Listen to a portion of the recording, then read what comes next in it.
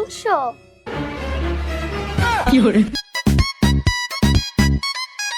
বলছে না পেয়েছে না তো। মা কি করছিস? এই তো মা, তোমার জামাইকে খেতে দিচ্ছি। তোমরা কি করছো? এই আমরাও খেতে বসেছি, তোর আব্বা আমি। আজকে কি তরকারি তোমাদের? এই মাংস। ও, মাংস। हेलो स्वागत तो करो हमारा।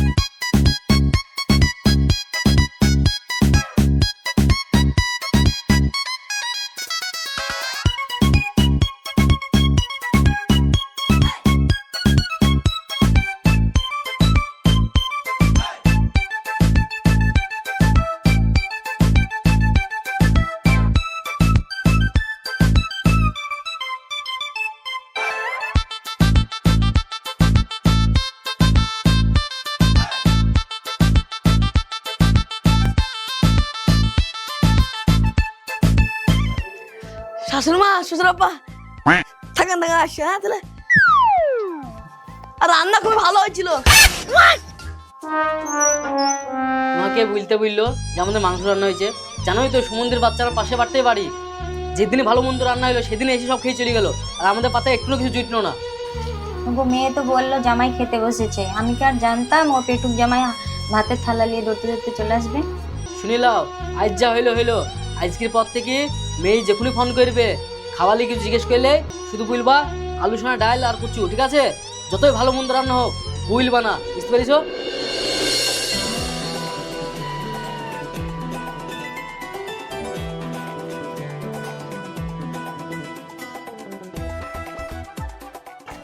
বলছি ভাই মাংস দাও তো। মাংস? আরে ফাইজুল ভাই, তুমি তোমাদের এখানে মাংস শেষ নাকি? তাই আমাদের ভীম গায়ে মাংস নিতে এসছো?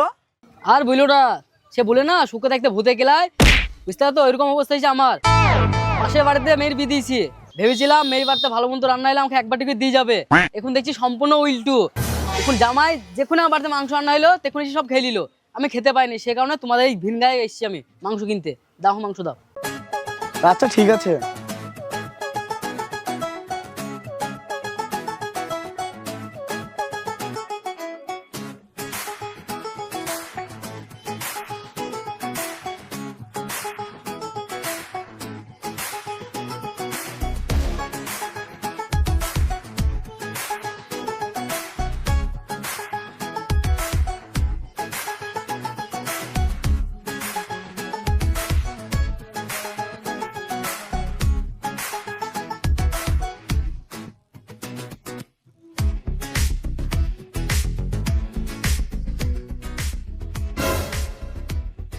কি ব্যাপার, তুমি এভাবে হেঁটে আসছো কেন?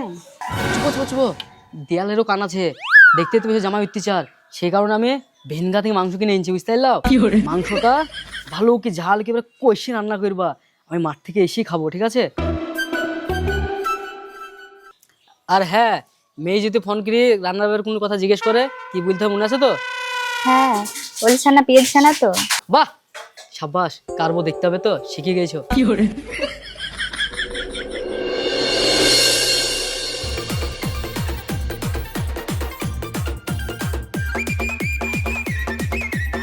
দেখি মাকে ফোনটা লাগাই, ভিডিও কলটা।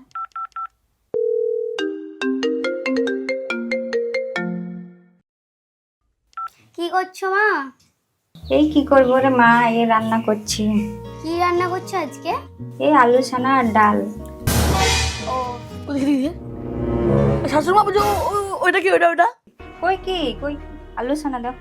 আরে যা শাশুড়ি মা, ওদের কে? কই কি? আর শাশুড়ি মা, আমি এটা লিখে দিয়েছিলাম। বাহ, বেআইন, আপনার হাতে জাদু আছে।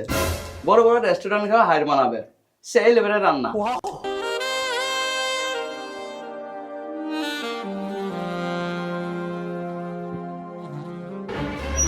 আইশালা মাংস বসাবো রে।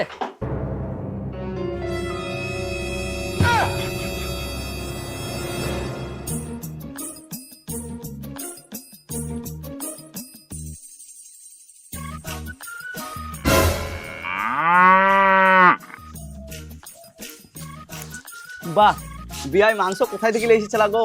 আর বিয়াইনের হাতে রান্না তো জবাব নাই।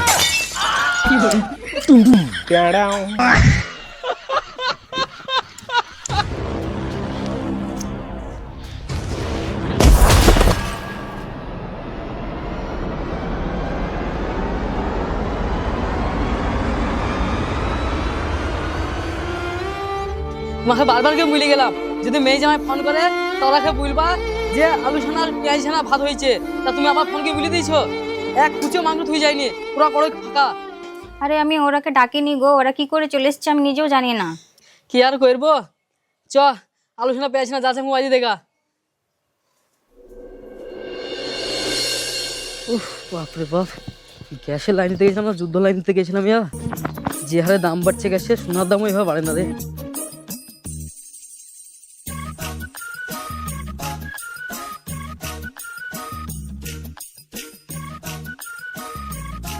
আর সূত্রপা, শুনেন, গ্যাস কিনে এলেন নাকি?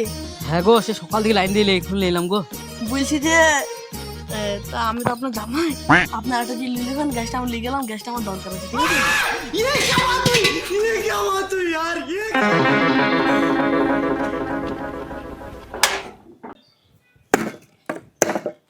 শালা জামাই, শালা অত্যাচার শেষ হয়েছে না।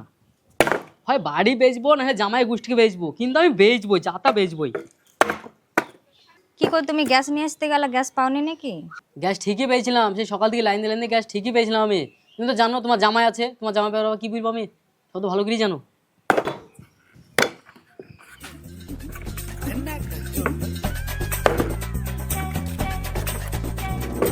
বিয়াই খবর কে? আমার খবর তো ভালো, তোমার খবর? আমার খবরও ভালোই, দেখো তোমাদের বাড়ি এলাম, একটু বিয়ানের সাথে গল্প হলবো করতে। তুমি যেটা করছো বেয়া কিন্তু অন্যায় করছো। ঘুনু ঘুনু আমার বাড়িতে এসে তোমার মতলব কিন্তু আমার ভালো মনে হয়েছে না। তা বিয়াই বাস কাটছো নাকি? হ্যাঁ বাস কাটছি, ও। তোমার বেটা তো গ্যাস সিলিন্ডারে চলে গেলো, এবার আমরা তো রান্না করে খেতে হবে, সেই কারণে বাস কাটছি রান্না করার লেগে। ও, তা আমার লিগত একটু কাটো, বা আমিও লিয়ে যাবো বাড়ি। বাঁশ লোবা তুমি? হ্যাঁ, দুটো নিতে হবে, জ্বালান টালান নাই তো। গোষ্ঠীকে বেচছি